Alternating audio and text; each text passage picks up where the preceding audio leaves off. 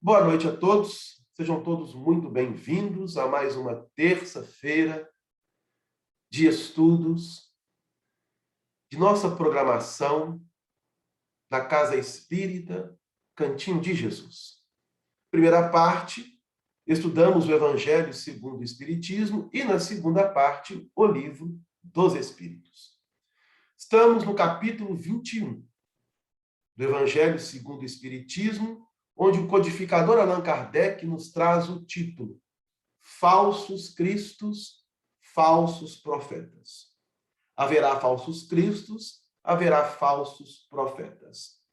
Dentro das instruções dos Espíritos, no item de número 8, nós iremos, então, estudar no dia de hoje uma mensagem endereçada à Sociedade Espírita Parisiense, pelo espírito que se identifica por Luís. Essa mensagem, ela foi direcionada por este irmão na cidade de Bordeaux, na França, no ano de 1861. Uma curiosidade, não confundirmos este irmão Luís com o espírito São Luís. Então, no Evangelho segundo o Espiritismo, teremos mensagens de São Luís, que era o guia espiritual da Sociedade de Estudos Espíritas Parisienses, onde ele ali coordenava todo o trabalho da parte espiritual e Allan Kardec coordenando no plano físico. Bom, e o que o irmão Luís vem nos trazer? Dentro deste capítulo 21, onde Kardec vai extrair algumas passagens bíblicas, especialmente do Evangelho de Mateus, no seu capítulo 24, do Evangelho de Marcos, no seu capítulo 13, dentro do Sermão do Monte, dentro do sermão profético. E nesse sermão profético, Jesus coloca que chegaria vários momentos em nossa humanidade que muitos se apresentariam como Cristo e profeta. E que nós estivéssemos atentos a fim de nós não sermos enganados. E assim, nós observamos durante todo o percurso após o retorno de Jesus aos páramos celestiais, de inúmeros espíritos que reencarnaram e se colocaram como Cristos e profetas. Neste capítulo, estamos tendo a oportunidade de entender como discernir o verdadeiro profeta e aquele que é o falso profeta. Porque Cristo só há um, no caso, em nosso planeta Terra, Jesus. Lembrando que muitos são os Cristos planetários, mas na Terra, no planeta em que nós habitamos, nós conhecemos apenas um, Jesus. Bom, e o amigo espiritual, Luís, inicia da seguinte forma: se alguém vos disser, o Cristo está ali, não o procureis, mas, ao contrário, ponde-vos em guarda, porque são numerosos os falsos cristos. É interessante que, neste primeiro parágrafo, nós vamos caminhar com tranquilidade, ele vai trazer passagens do evangelista Mateus. Ao dizer, se alguém vos disser, o Cristo está ali, é Jesus dizendo. Está lá em Mateus, no seu capítulo 24, nos versículos 23 e 24. Não procureis, mas ao contrário, ponde-vos em guarda, porque são numerosos os falsos profetas. Então não vedes, quando as folhas da figueira começam a embranquecer? Não vedes os numerosos rebentos ansiando pela época da floração? Essa é uma outra passagem. E aqui nós temos uma parábola da figueira dentro do sermão profético narrada por Jesus. Olha que coisa interessante. Está no versículo 32 do capítulo 24 de Mateus, no versículo 28, capítulo 13 de Marcos, e nos versículos 29 e 30 do capítulo 21 de Lucas. É uma parábola. Jesus ensinando-nos a observarmos dentro do movimento da natureza, a fim de estarmos prestando atenção nos acontecimentos que, porventura, chegaram até nós, estão chegando e ainda irão chegar. É uma parábola.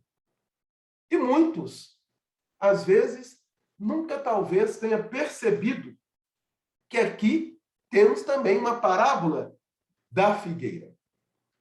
Então, curiosidades à parte, eu vou ler lá na obra de João Ferreira de Almeida, dentro do capítulo 24, o Evangelho de Mateus, dentro do versículo 32, que diz assim: Jesus falando: aprendei, pois, esta parábola da figueira. Quando já os seus ramos se tornam tenros e brotam folhas, sabeis que está próximo o verão. Eu não vou aqui, obviamente, interpretar essa parábola, que está dentro do sermão profético. Não é nosso objetivo aqui hoje. Estamos apenas levantando um ponto interessante trazido na mensagem do amigo espiritual Luiz. E ele continua na mensagem. E o Cristo não vos disse: conhece-se a árvore pelos seus frutos? É uma outra passagem que está em Mateus, capítulo 7, versículo 20, dentro do Sermão do Monte. Outros evangelistas também trazem, mas nós estamos trazendo essa referência. Então vejam bem como que este amigo espiritual, na sua mensagem, apenas no primeiro parágrafo, ele vai abordar passagens ensinadas por Jesus, trabalhadas pelos evangelistas. No caso, Mateus, Marcos e Lucas. Olha que coisa interessante. E ele continua dizendo: se, pois, os frutos são amargos, considereis a árvore má. Mas se são doces e saudáveis, dizeis: nada tão puro poderia sair de um tronco mau. Aqui também é uma outra passagem bíblica. Bom, e aí ele vai continuar. É assim, meus irmãos, que deveis julgar. São as obras que devem ser examinadas. É interessante nós estarmos atentos, porque muitos de nós temos julgado. E o nosso julgamento, como sabemos, ele deixa a desejar. Porque nós julgamos dentro de um parâmetro, dentro de uma visão apenas material, esquecendo que existe todo um conjunto em tudo. E Jesus ensinou-nos a não julgarmos. Mas, como ainda estamos no processo de aperfeiçoamento e temos, eu não vou dizer hábito, mas o vício de julgar ou de apontarmos através de nossas falas alguma coisa que não foi tão bem, Jesus ensina-nos a tomarmos o cuidado, porque as aparências, muitas das vezes, sim. No Evangelho de João, em seu capítulo 7, versículo 24, ele afirma: não julgueis pela aparência, mas sim conforme a justiça. Obviamente, Jesus está nos ensinando a justiça divina. E nós temos compreendido, temos trabalhado, temos analisado, meditado, discernido dentro dos mecanismos da justiça divina para termos um ponto de vista mais amplo, mais elevado em relação às coisas que chegam até nós, não somente do ponto de vista familiar, profissional, nos entretenimentos, nas nossas tarefas que participamos, no caso, na casa espírita, mas aonde nós, seres humanos, somos chamados a trabalhar, a desenvolver o progresso da nossa civilização, no campo da ciência, no campo das artes, no campo da política, no campo da filosofia, no campo dos esportes, no campo da economia. Olha quantos campos nós atuamos. E todos eles recebem julgamentos, críticas, boas ou não tão boas. Temos agora despertado a observar com um olho mais clínico e não nos permitirmos a entrarmos num campo de vibração ou de uma onda magnética que passa pela nossa humanidade atualmente e que continua passando e irá passar por um período ainda. É preciso estarmos em guarda, não cairmos nessas ciladas. Porque quando se fala de falsos cristos e falsos profetas, eles não estão somente na religião ou nas religiões. Eles se encontram em todos os departamentos onde o ser humano atua. Existem falsos cristos e falsos profetas em todas as áreas. Em todas as áreas. Bom, Delano, então como que eu vou me prevenir desses falsos cristos, desses falsos profetas? É que Kardec vem desenvolvendo neste capítulo 21. Ao trazer dentro da mensagem do Cristo, do ensinamento do próprio Cristo, a observarmos a obra. A obra. São as obras que devem ser examinadas. Se os que se dizem revestidos do poder divino revelam todos os sinais de semelhante missão, ou seja, se eles possuem no mais alto grau as virtudes cristãs e eternas, a caridade, o amor, a indulgência, a bondade, que concilia todos os corações, e se confirmando as palavras, lhes juntam os atos, então podereis dizer, estes são realmente os enviados de Deus. Bom, então aqui nós temos como observar as características que o amigo nos chama a atenção para olharmos as atitudes das pessoas que se apresentam como missionárias.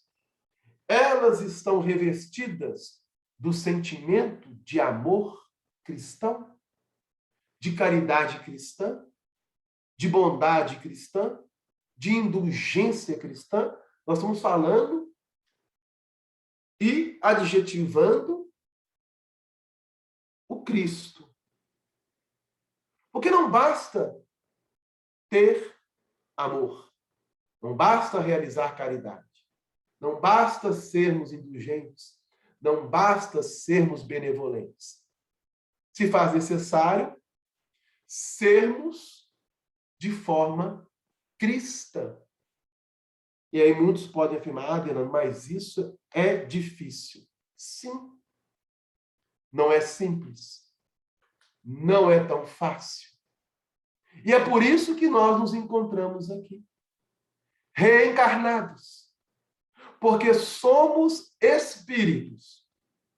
E estamos atuando dentro de um corpo, em uma existência que, por mais que pareça longeva aos nossos olhos, ela é curta. 70, 80, 90, 100 anos não é nada diante da eternidade. E aí vem essa pergunta. Quantas existências no plano físico e quantos intervalos entre o plano físico e na dimensão espiritual nós já tivemos na Terra? Você sabe? Eu não. Eu não sei as minhas. Mas fica essa interrogação para pensarmos. E se nós estamos transitando já um bom período nesta humanidade, chegou agora, então, de colocarmos a seriedade naquilo que temos tomado como consciência. Somos espíritos. Espíritos imortais. Estamos no corpo. Deixaremos o corpo. Continuaremos vivos. Numa outra dimensão. Como que eu quero chegar do outro lado? Jesus, ele vai nos apresentar a vida futura como base de todo em seu ensinamento, conforme vai nos dizer Allan Kardec, lá no capítulo 2 do Evangelho segundo o Espiritismo, que traz o título Meu Reino Não É Deste Mundo. Bom, e os falsos profetas que se levantaram na humanidade, se colocando como grandes missionários, mas trabalhando tudo aquilo que realizaram apenas do ponto de vista físico, apenas abrangendo as questões materiais, presos à materialidade. Então, o Espiritismo, conforme lemos aqui numa lição anterior, proposta por Emmanuel no livro Ceifa de Luz, que traz o título Ao Sol da Verdade, que o objetivo do Espiritismo é eliminar o materialismo da Terra, conforme ensinam-nos os espíritos superiores, a resposta que dão à pergunta de número 799 do Livro dos Espíritos. Porque o materialismo é uma chaga da humanidade. E é uma chaga tão, digamos assim, pertinaz, que nós ainda nos encontramos emaranhados nessa teia, que é a materialidade. Bom, Adelano, eu quero crescer. Eu quero sair desse marasmo e avançar. Como eu faço?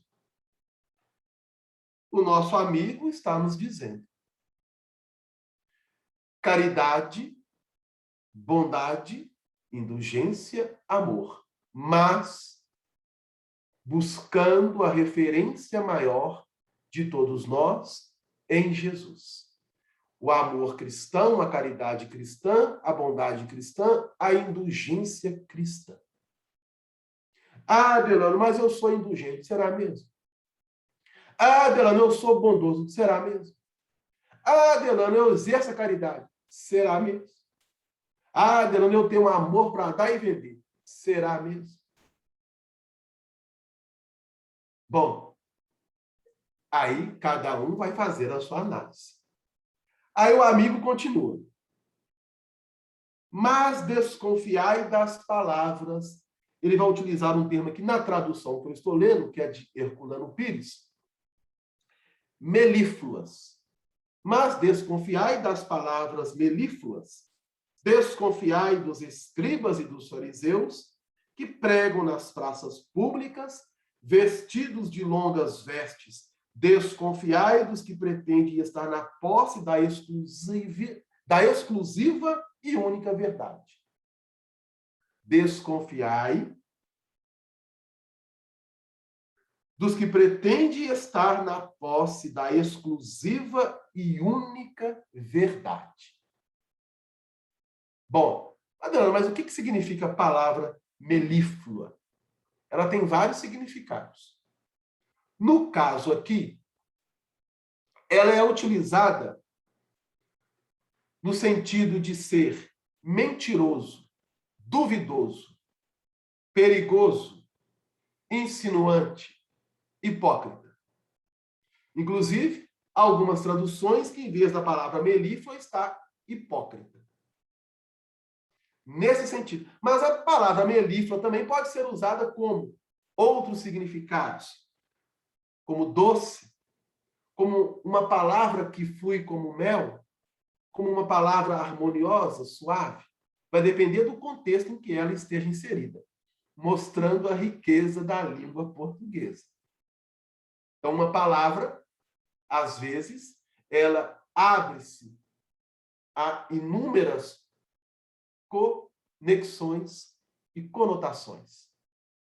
O próprio Kardec, ele trabalhou isso conosco.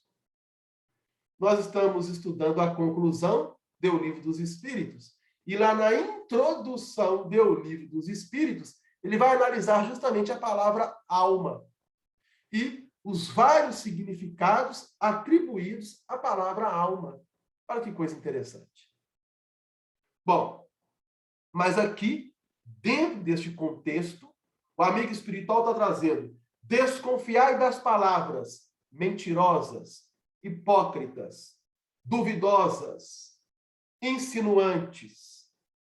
Desconfiai dos escribas e dos fariseus, que pregam nas praças públicas, vestidos de longas vestes. Desconfiai dos que pretendem estar na posse exclusiva e única da verdade.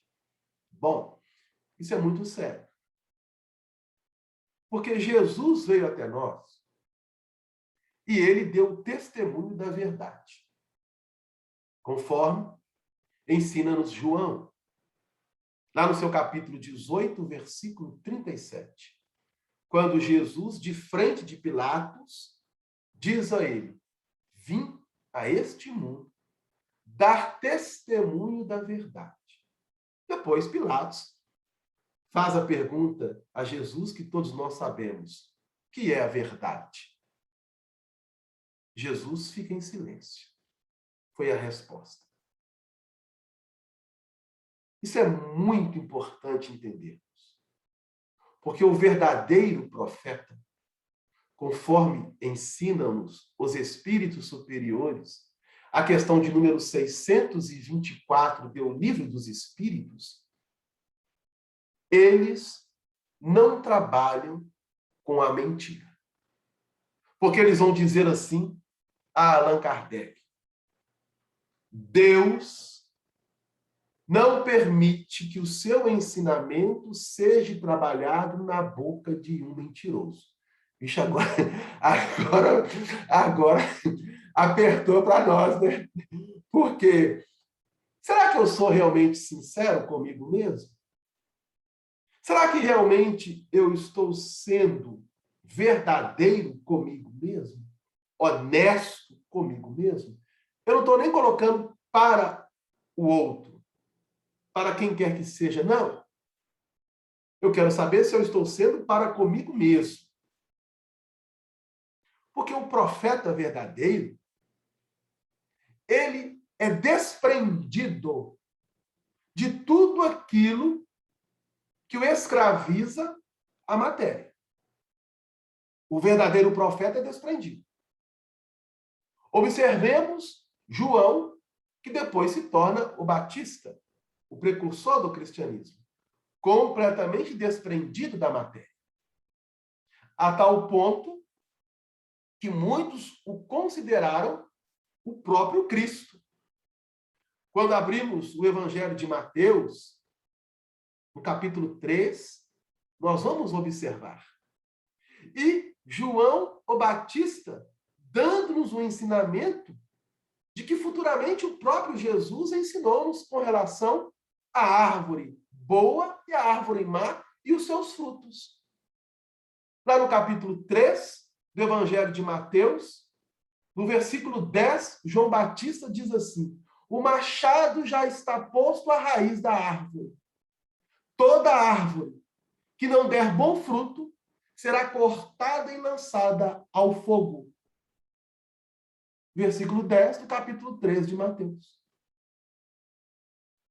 Então, João Batista foi considerado por muitos, à época, como o próprio Cristo. Mas nós sabemos da história. Não vamos aqui adentrar em João Batista. Vamos voltar aqui para a lição de hoje. Delano, mas às vezes eu me pego sendo mentiroso, sendo desonesto, não sendo verdadeiro comigo mesmo. E aí? E aí eu sou chamado para falar de amor, de caridade, de benevolência, de indulgência? Como é que fica? Bom, é preciso entender que a lei também é de justiça, amor e caridade, envolvida na mais absoluta misericórdia do alto. Se eu quero avançar, eu preciso pregar a verdade, a honestidade, a sinceridade, não é para quem quer que seja, é para mim mesmo. E eu preciso recapitular isso quantas vezes forem necessárias, porque o espírito que está na Terra, num planeta de provas e expiações, está sujeito às reencarnações. E quando Allan Kardec pergunta aos espíritos qual é o objetivo da reencarnação, e a resposta, expiação, aprimoramento progressivo do espírito, consequentemente da humanidade. Eu estou recapitulando. Então, a misericórdia do alto nos favorece, para que gradativamente eu possa me conscientizar desta realidade. Agora, nós não podemos fugir, pois chegamos num momento muito crítico da nossa humanidade. Estamos num período de transição. Sabemos disso, nós espíritas. Não que nós tenhamos, conforme o irmão colocou, o exclusivismo ou a posse da verdade. Não, não é isso. É porque a doutrina, ela vem advertir a humanidade a sairmos do marasmo, do materialismo, para avançarmos para o processo de espiritualidade. Independente se você é espírita ou não, se você crê em Deus ou não. Pois que o objetivo é sermos honestos, sinceros, verdadeiros conosco mesmo e avançarmos com ética e moralidade. Aí, não, o Cristo não está lá. Porque aqueles que ele envia para propagar a sua santa doutrina e regenerar o povo são sempre a seu próprio exemplo. Aí ele vai trazer aqui lições das bem-aventuranças. Mansos e humildes de coração. Acima de tudo ou mais, os que devem, por seus exemplos e seus conselhos, salvar a humanidade, que corre para a perdição e se desvia por caminhos tortuosos. Essa mensagem ela foi ditada no ano de 1861. E o amigo espiritual nos chama a atenção que Jesus envia os seus mensageiros, que têm como objetivo regenerar. E eles se apresentam como mansos e humildes de coração e que vão exercitar conforme o exemplo do Cristo, ou espelhar o mais que possível em Cristo. Porque a humanidade, ela corre para a perdição e se desvia por caminhos tortuosos. Serão, antes de mais nada, inteiramente modestos e humildes. Todo aquele que revela um átomo de orgulho, fugir dele como uma lepra contagiosa, que corrompe tudo que toca. Lembrai-vos de que cada criatura traz na fronte, mas, sobretudo nos atos, a marca de sua grandeza ou de sua decadência. Isso aqui é pano para manga, tá? Eu nem vou adentrar nessa colocação aqui da fronte que o irmão coloca.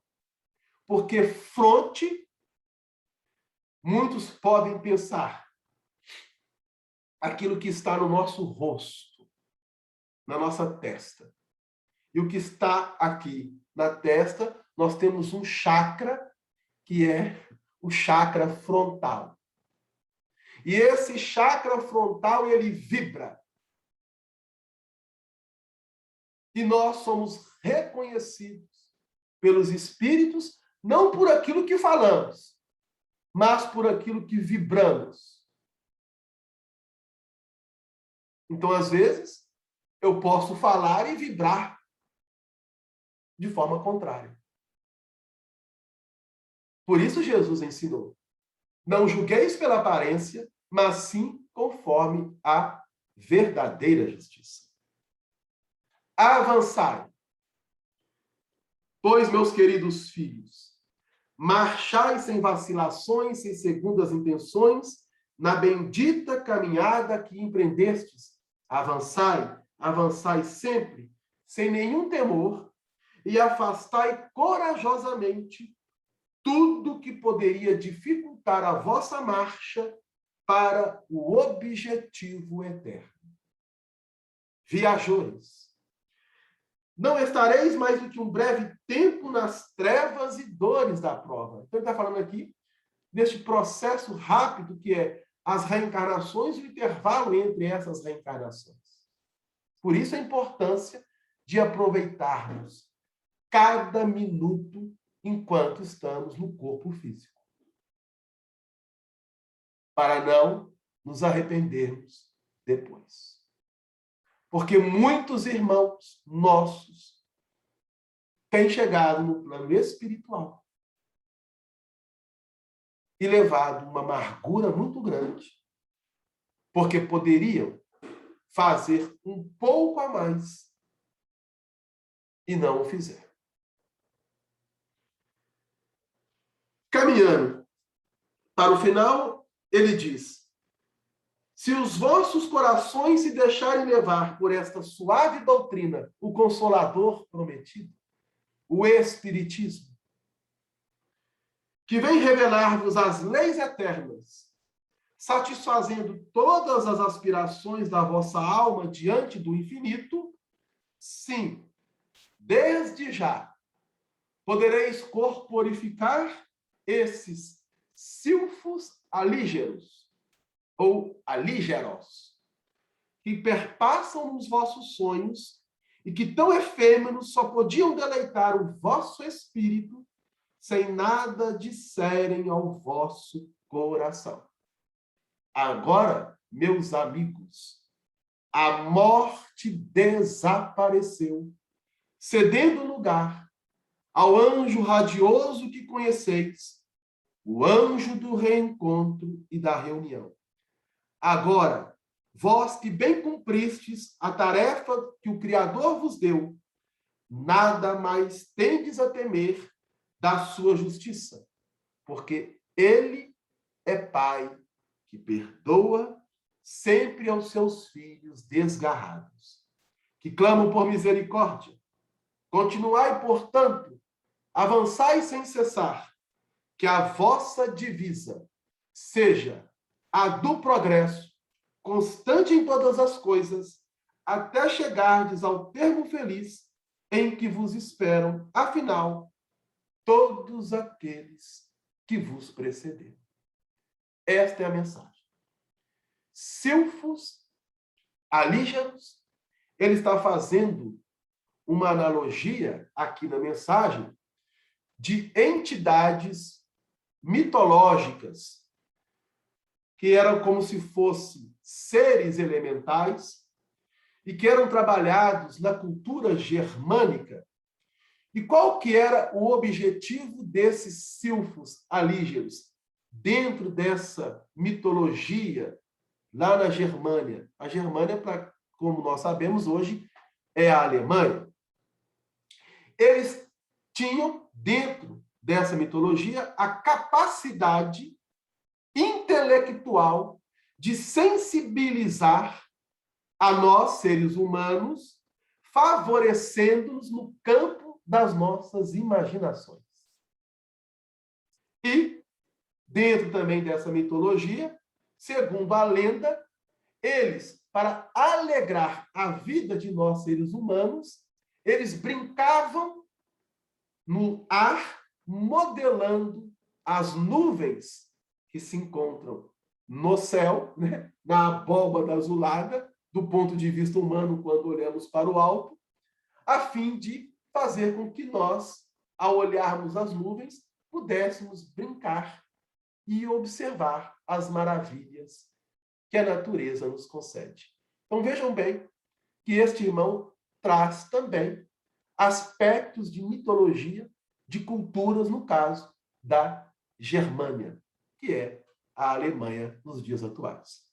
Nós agradecemos essa oportunidade e reiteramos que todos depois façam uma releitura desta mensagem 8 do capítulo 21 do Evangelho segundo o Espiritismo.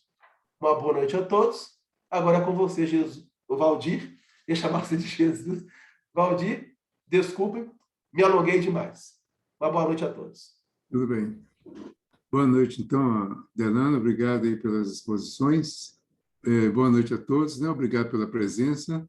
Vamos agradecer a Jesus a oportunidade e pedir a Ele que continue conosco, que nós possamos dar continuidade na presença, na vibração e ao estudo do Livro dos Espíritos que nós estamos fazendo, né? Então, nós estamos na fase final do Livro dos Espíritos, na conclusão.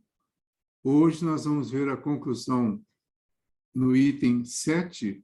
A conclusão tem 9 itens. Então, hoje nós estaremos no 7. Esperamos que a gente termine até a próxima semana, porque na última semana é a terça especial, e no mês de dezembro vai ser o mês todo especial de estudos do livro Boa Nova, como já foi dito, e será divulgado mais ainda.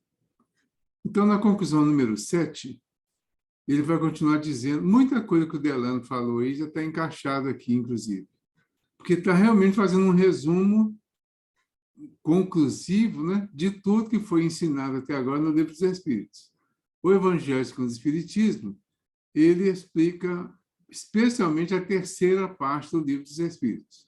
Então, ele diz aqui, o Espiritismo se apresenta sob 3 aspectos diferentes.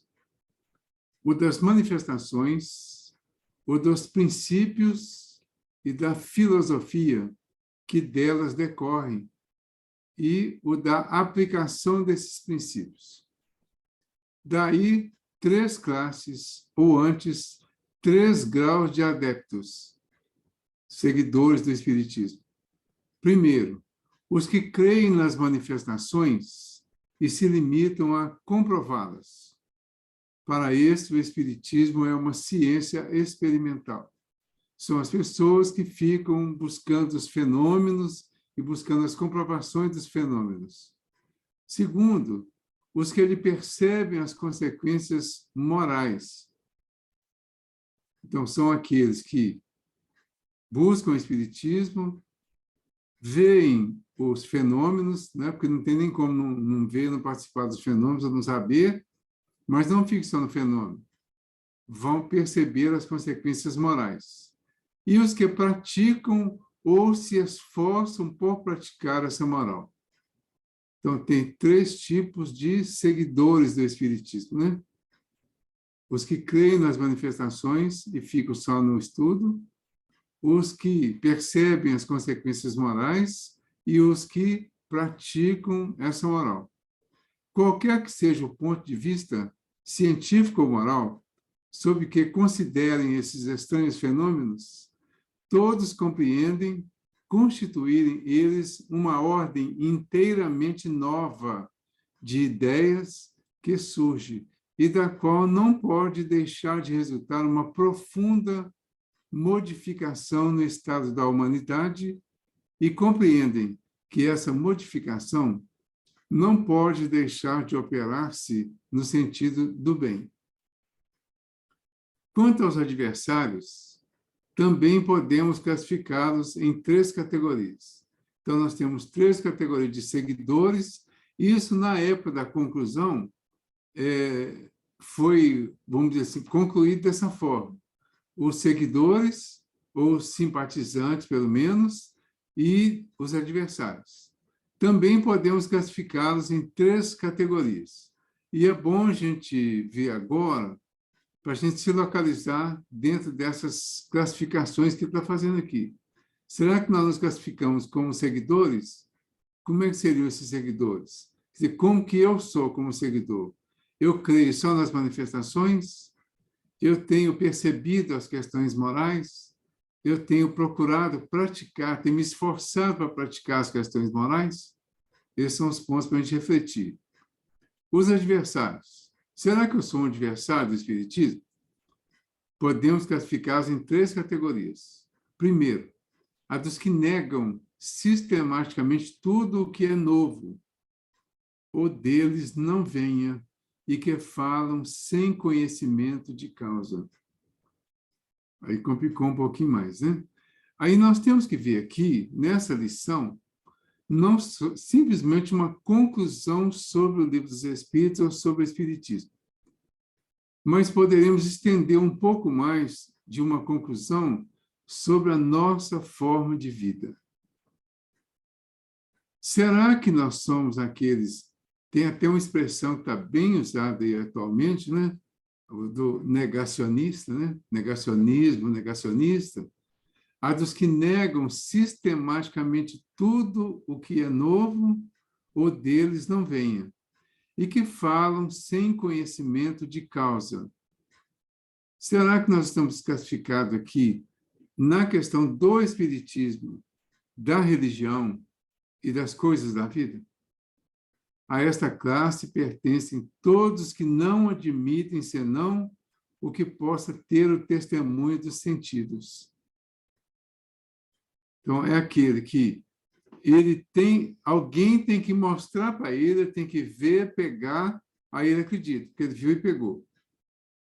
Se não mostrar para ele, se ele não ver, se ele não pegar, ele vai acreditar de acordo com a lógica dele, que pode estar certo, pode estar errado, né? Nas questões espirituais, a pessoa não tem como ver nem pegar.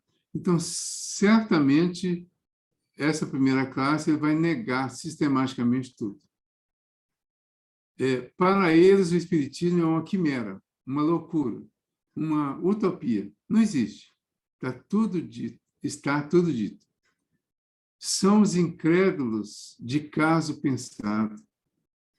Ao lado desses podem colocar-se os que não se dignam de dar aos fatos a mínima atenção, sequer por desencargo de consciência, a fim de poderem dizer: quis ver e nada vi. Não compreendem que seja preciso mais de meia hora para alguém se inteirar de uma ciência. Então, eu vejo assim que, me corrija, né, se acha que está errado, eu vejo que nós estamos vivendo um momento bem desse aqui, do incrédulo de caso pensado, mas talvez do incrédulo que nem pensou, que é exatamente as pessoas que escolhem um lado e enfatizam o lado escolhido como bom, como certo, como positivo, só veem orientações e instruções daquele lado que foi escolhido e não veem, não analisam os outros lados, os outros aspectos. E, na verdade, não analisam com profundidade nem o próprio lado. Quando a gente relaciona isso com a história do Evangelho e dos falsos profetas, os falsos profetas existem em todos os lados, em todos os lugares, em todas as questões, em todas as situações da vida. Nós podemos escolher um lado, uma liderança, por exemplo, o próprio time de futebol, a própria religião. Nós podemos escolher um lado e, se não analisarmos o lado que nós escolhemos, considerando os outros lados, os outros aspectos também, nós poderemos nos manter enganados pelo resto da vida em relação a tudo isso. Então, é importante essa questão aqui para a gente ampliar um pouquinho o nosso raciocínio. Ele fala que não compreendem que seja preciso mais de meia hora para alguém se inteirar de uma ciência. Claro que precisa muito mais. Tudo precisa ser estudado, precisa ser compreendido, para que, mesmo que a gente tenha esse lado que foi escolhido, ele seja sempre racional, que a gente tenha uma racionalidade dentro da nossa escolha. Eu escolhi isso por esse motivo. Eu não escolhi isso por esse motivo. Isso seria a racionalização das nossas escolhas. A segunda é a dos que, sabendo muito bem o que pensar da realidade dos fatos, os combatem, todavia, por motivos de interesse pessoal. Para estes, o Espiritismo existe, mas lhes receiam as consequências, atacam-no como a um inimigo, porque o Espiritismo vai nos mexer com a nossa consciência e vai trazer. O Espiritismo não impõe, ele propõe que a gente reflita e, refletindo e entendendo, transformemos dentro daquilo que nós consideramos que não é o melhor. Mas nem sempre nós queremos mudar. Nem sempre nós queremos nos aperfeiçoar. Nem sempre nós queremos adotar os princípios de uma doutrina. Aí o que nós vamos fazer? Há um costume generalizado de culpar o outro, né? A culpa é do outro, o erro é do outro. Então, se tem uma doutrina que propõe uma mudança de vida para mim e eu não quero mudar, quase que inconscientemente eu vou atacar essa doutrina. É o que ele fala, atacam-no como a um inimigo. Porque ele quer que eu mude, ele quer mudar a minha vida. E eu não quero mudar a minha vida, eu quero ser como eu sou, como eu sempre fui. Eu sou um pau que nasceu torto e vai morrer torto. Você já deve ter ouvido esse ditado, né? Pois é. Então, se eu quero morrer torto, eu vou morrer torto.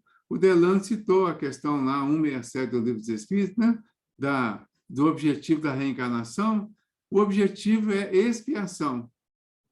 Mas eu prefiro ficar sofrendo, passando por certas dores, por dificuldades e resistir a tratamento, resistir a transformações, porque eu nasci assim. Então, eu vou atacar uma doutrina que me propõe mudanças, como Jesus foi atacado porque ele propôs mudanças. A terceira é a dos que acham, na moral espírita, censura por demais severa aos seus atos ou às suas tendências. Tomado a sério, o Espiritismo os embaraçaria. São parecidos, né? Não o rejeitam nem o aprovam. Preferem fechar os olhos. Então, a diferença é que o segundo vai atacar como inimigo. O terceiro vai fechar os olhos. Aí, no capítulo 13 do Evangelho de Mateus, né, no capítulo 13, versículos 10 a 17, Jesus fala disso. Eu peguei aqui a versão do Haroldo Dutra, que ele fala assim: aproximando-se os discípulos, disseram: por que lhes falas em parábolas? Eles questionam Jesus, porque Jesus tinha iniciado a pregação das parábolas, né? Em resposta, Jesus lhes disse, né? Porque a vós foi dado conhecer os mistérios do reino dos céus, mas àqueles não foi dado conhecer. Quer dizer, ainda não estão prontos, né? Pois àquele que tem, lhe será dado e terá com abundância. Mas àquele que não tem, até o que tem será tirado dele. Por isso lhes falo em parábolas, porque vendo não veem, e ouvindo não ouvem nem compreendem. Nele se cumpre a profecia de Isaías que diz: ouvireis com os ouvidos e não compreendereis. Vendo, vereis e não enxergareis, pois o coração deste povo se tornou cevado. Ele fala assim, gordo, cheio de gordura, corpulento, grosso, né? Com ouvidos pesadamente ouviram, seus olhos se fecharam, para que não vejam com os olhos, não ouçam com os ouvidos, não compreendam com o coração e se voltem para eu os curar. Bem-aventurados os vossos olhos porque veem, e os vossos ouvidos porque ouvem. Então, esse versículo 15, é o capítulo 13, né? Versículo 15, que é o ponto principal. O coração deste povo se tornou cevado, gordo, inchado, corpulento, grosso, né? Com ouvidos pesadamente ouviram, seus olhos se fecharam, para que não vejam com os olhos, não ouçam com os ouvidos, não compreendam com o coração e se voltem para eu os curar. Então, Jesus está falando aqui exatamente dessa terceira categoria aqui de pessoas que seriam supostamente os inimigos do Espiritismo, né? Os opositores. O que eles fazem? Eles acham, na moral espírita, censura por demais severa aos seus atos ou às suas tendências. Tomado a sério, o Espiritismo os embaraçaria. Então, é o que Jesus falou assim, eles não querem ver e não querem ouvir, porque eles não querem conviver com os embaraços que o Espiritismo traria. Não o rejeitam nem o aprovam, preferem fechar os olhos. Então, é isso que acontece e é isso que ele propõe aqui no Evangelho, né? Os primeiros são movidos pelo orgulho e pela presunção. Os segundos, pela ambição. Os terceiros, pelo egoísmo. Então, o egoísmo, para ser combatido, nós precisamos passar a pensar nos outros, que foi outra proposta de Jesus. Tudo aquilo que quiser que os outros vos façam, fazei-o vós também a eles. Então, eu só posso fazer e sentir o que está sendo feito por mim ou comigo se eu conviver e se eu me propor a fazer alguma coisa pelos outros. Se eu não me proponho a fazer pelos outros, eu vou ter que me fechar. Então, eu vou ter que fechar os olhos e o ouvido para muitas coisas. Ou seja, eu vou ter que abafar os meus sentidos. Eu não quero Jesus. Porque se eu quiser Jesus, eu vou ter que mudar. O que vai ser a cura de Jesus para essas pessoas? A cura é exatamente a possibilidade da transformação. Todos apenas opõem a negação. Nenhum aduz demonstração séria e irrefutável.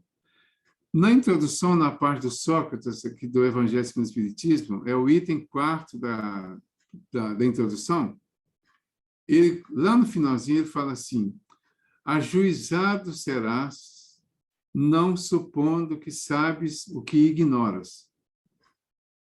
Isso é um artigo filosófico, né?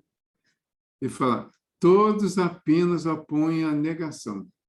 Nenhum aduz demonstração séria e irrefutável. Eu queria até sugerir que quem tiver tempo e quem não viu ainda, tem um filme que está em 2 partes, o número 1 e o 2, que chama Deus. O título original é Deus está morto. Só que eles acrescentaram um não pequenininho lá para mostrar que Deus não está morto. Ele está no Netflix. Neste filme, um aluno vamos dizer assim, convocado pelo professor a provar que Deus está vivo e que existe.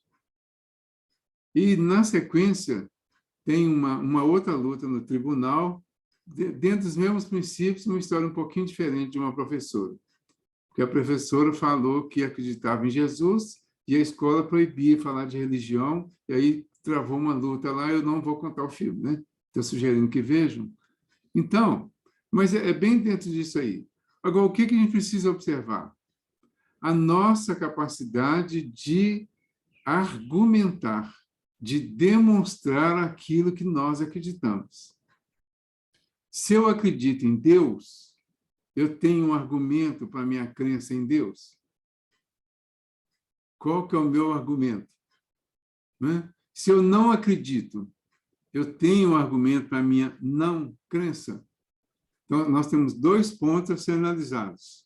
O crer e o descrer só ficaria confortável para mim se eu tivesse um argumento que me convencesse, não é os outros, não. Mas pode ser o argumento que eu vou responder para os outros quando me perguntarem. A negação simplesmente não é argumentação e não significa nada. Você dizer que não acredita e pronto, né? Então, isso não é, como ele fala, que uma demonstração séria e irrefutável.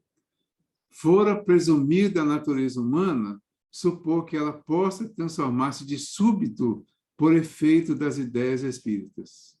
Então, a proposta espírita não é transformação súbita, é transformação gradativa de acordo com o entendimento. Então, primeiro eu entendo, depois eu faço. É a fé. Essa é a fé raciocinada. Fé inabalável só é aquela que pode encarar a razão frente a frente em todas as épocas da humanidade. Fé inabalável só é aquela que pode encarar a razão, o fato, o acontecimento, frente a frente, com conhecimento de causa, em qualquer circunstância da humanidade. Quem conseguir encarar todas as circunstâncias frente a frente, com uma racionalidade, com um raciocínio lógico, com uma explicação que seja autoconvincente, esse tem a fé raciocinada, que é a fé inabalável. é essa que é a proposta da doutrina. Essa é a proposta. Essa fé não se constrói de um dia para o outro. Ela é resultado de estudo, de aprendizado, de reflexão, de discussão saudável, claro, de muito estudo, de pesquisa. Ela tem que ser o resultado de conhecimentos, de desenvolvimentos de ideias. Não é simplesmente chegar, eu acredito isso e pronto. É baseado em quê? Não, eu acredito que é assim. Isso não é o suficiente. Eu li. Um dia desse, uma pessoa chegou para mim e falou que ouviu na escola algumas informações muito chocantes sobre o regime militar aqui no Brasil. Eu estou citando isso porque foi um caso que foi realmente chocante, da forma que a pessoa colocou. Eu perguntei para ela, você está dizendo isso, você está chocado com isso, baseado em quê? O professor falou algumas coisas sobre isso e algumas pessoas acrescentaram. Eu falei, mas você viu os dois lados da questão? Você procurou saber outras informações? Aí ela ficou assim. Não, se bem que um outro professor falou exatamente isso, que precisa ver o outro lado da história. Porque a história não tem um lado só. A história tem dois lados. Ontem nós vimos no Brasil, Coração do Mundo, Pátria do Evangelho, o capítulo que chama A República. E ontem, 15 de novembro, foi o dia de comemoração dos 132 anos da proclamação da República.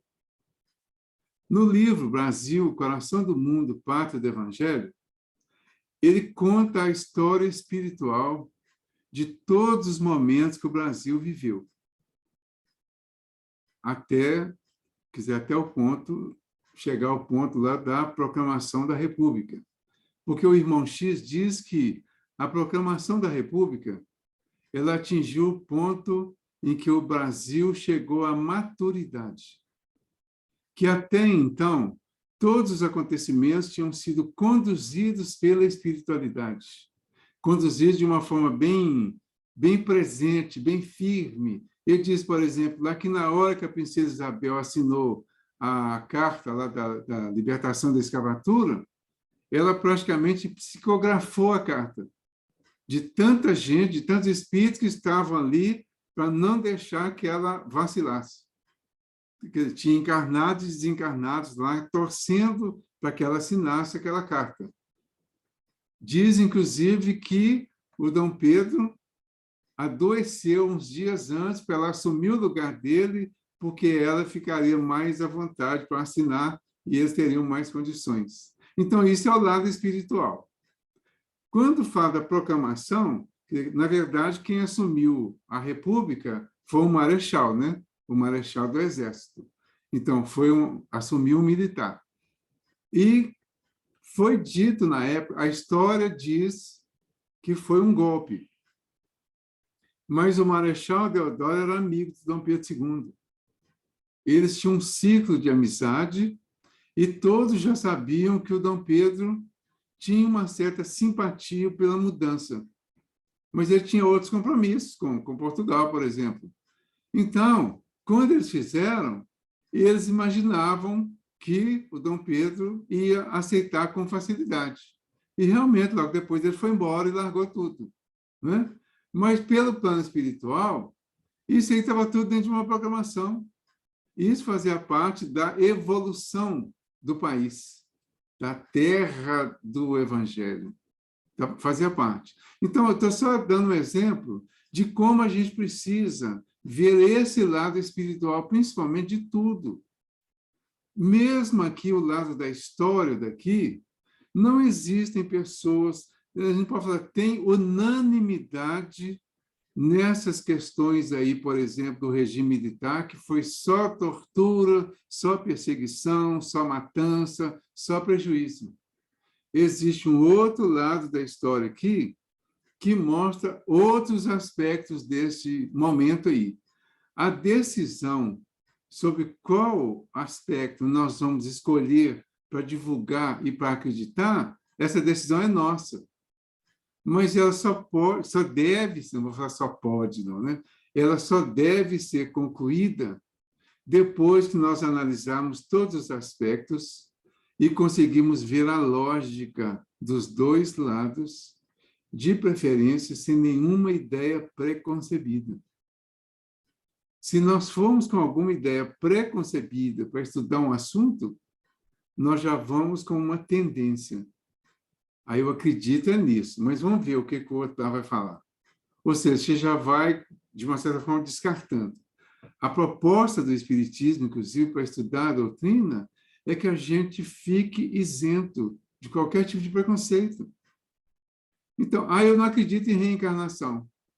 O Espiritismo fala de reencarnação, então não vou nem ver. Ou seja, o Espiritismo só fala de reencarnação. Quer dizer, eu não acredito numa coisa que eu não conheço. Vontade de contar o final do filme, mas prometo que não vou contar. Mas que está bem dentro disso aí. Entendeu? Então, é preciso que a gente aprenda a raciocinar. Não é aprender a brigar, não. Não é aprender a discutir, não. Não é aprender a defender uma ideia radical e manter. Toda ideia que nós defendemos brigando, nós estamos manifestando o nosso lado radical, a nossa impossibilidade de aceitar mudanças ou de aceitar outras possibilidades, mesmo que nós mantenhamos a nossa crença. Mas é preciso respeitar a crença dos outros. A gente está trabalhando isso o tempo todo. É preciso respeitar a crença do outro. É preciso respeitar a religião do outro, o partido do outro, o candidato do outro. É preciso respeitar o gosto do outro, a tendência do outro. Nós não temos que concordar, mas nós temos que respeitar. É diferente isso. Nós não temos que discutir, não temos que brigar, mas nós temos que acolher o nosso irmão como irmão, independente da crença dele ou da descrença. Senão, isso não é cristão. Então, ele continua aqui, né? Todos apenas opõem a negação, né? A ação que essas exercem não é certamente idêntica nem do mesmo grau em todos os que as professam, as ideias, né? Mas o resultado dessa ação, qualquer que seja, ainda que extremamente fraco, representa sempre uma melhora. Então, será, quando menos, o de dar a prova da existência de um mundo extracorpóreo, o que implica a negação das doutrinas materialistas. Então, se a pessoa for analisar as ideias espíritas sem nenhuma prevenção, sem nenhum preconceito, nós vamos ver essa ideia e vamos tirar algum ensinamento que não vai mudar a nossa crença. O ensinamento não é para mudar a nossa crença no sentido geral, é para que a gente reforce a própria crença e acrescente alguma coisa, porque ninguém sabe tudo.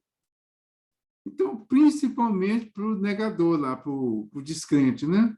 Se ele analisar, fizer uma pequena leitura e conseguir, pelo menos, como ele diz aqui, uma prova da existência de um mundo extracorpóreo, o mundo espiritual, já está bom, ele já iniciou uma mudança.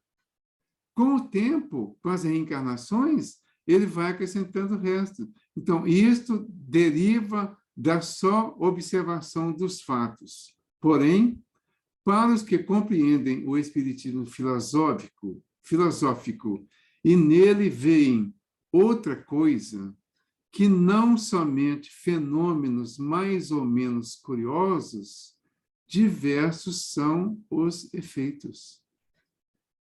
O primeiro, e mais geral, consiste em desenvolver o sentimento religioso até naquele que, sem ser materialista, olha com absoluta indiferença para as questões espirituais. Daí de advém o desprezo pela morte. Então, ele fala, o desprezo pela morte, no bom sentido, ele coloca que é um bom começo, ou seja, é um bom resultado, porque não é desprezar simplesmente, é não valorizar tanto a morte, como causa de dor, de sofrimento, de destruição, mas é entender, não dar tanto valor e, às vezes, em algumas circunstâncias, desprezar alguns aspectos da morte que nós ainda colocamos. Não dizemos o desejo de morrer, longe disso, porque o espírita defenderá sua vida como qualquer outro, mas uma indiferença que o leva a aceitar sem queixa nem pesar uma morte inevitável, como coisa mais de alegrar do que de temer, pela certeza que tem do estado que se lhe segue. Olha como que isso é sério. Nós estamos no Espiritismo há quantos? Eu de cima para baixo, eu começando do que eu sei de mim, 40, 30, 20, 50 anos, 15 anos, 10 anos, 5 anos, 1 ano. Não é? Então, tem diverso tempo de espiritismo aqui no nosso grupo. Nós que já somos e já nos dizemos espíritas, ainda é difícil dizer isso aqui. Ó. Não é dizer, porque dizer realmente tem hora que nem convém. Mas assim, de sentir isso, de ter na sua intimidade. Ele fala, não é o desejo de morrer. O espírita vai defender a vida, né? Mas é uma indiferença que o leva a aceitar sem queixa, nem pesar, uma morte inevitável, como coisa mais de alegrar do que de temer, pela certeza que tem do estado que se lhe segue. Será que nós, que já somos espíritas, que não somos inimigos do espiritismo, né? Será que nós já estamos conseguindo pensar assim? O segundo efeito, quase tão geral quanto o primeiro, é a resignação nas vicissitudes da vida. Então, quem for analisar, vai começar a entender melhor a morte, vai começar a se resignar diante das diversas vicissitudes da vida, porque vai entender as coisas, vai entender aquela relação de causa e efeito e vai compreender que existem coisas aqui, como a morte, existem situações que são realmente inevitáveis, mas que são inevitáveis para o bem. E aí entraria as nossas posições diante de todas essas questões complicadas que são tratadas, né? Os assuntos delicados, como a Eunice colocou aqui, né? É um assunto muito delicado, falando assim sobre militarismo e ditadura. É delicado por quê? Porque nós criamos assim, uma série de conceitos e preconceitos nesse sentido e criamos diversos lados. Se nós tivéssemos um lado e respeitássemos o lado em todos os sentidos, na questão da morte, por exemplo, na questão da resignação nas vicissitudes da vida. O que é uma vicissitude? Se teve um regime que foi muito prejudicial, se tem uma forma de governo que é muito prejudicial, por exemplo, ele traz uma série de vicissitudes. Quem compreender o Espiritismo vai compreender a necessidade dessas vicissitudes, da forma que elas vieram, porque elas não vieram por acaso.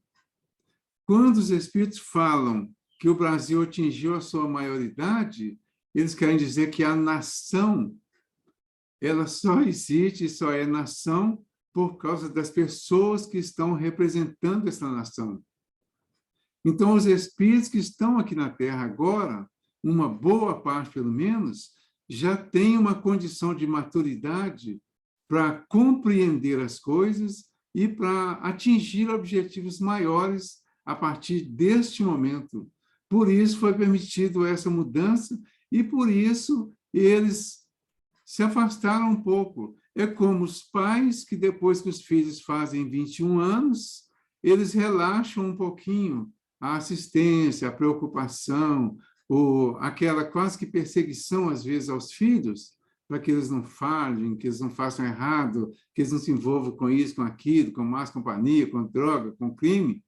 Então, automaticamente, os pais, na maioridade, vão relaxar um pouco. Eles não vão deixar de assistir, de acompanhar, mas vão relaxar um pouco. Assim a espiritualidade fez com o Brasil, neste momento que o irmão X coloca.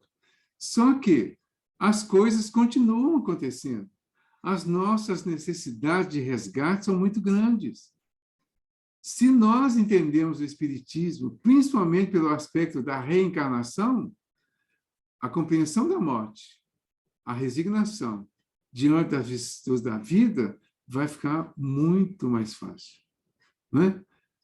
A terceira situação que ele coloca aqui é o estimular no homem a indulgência para com os defeitos alheios.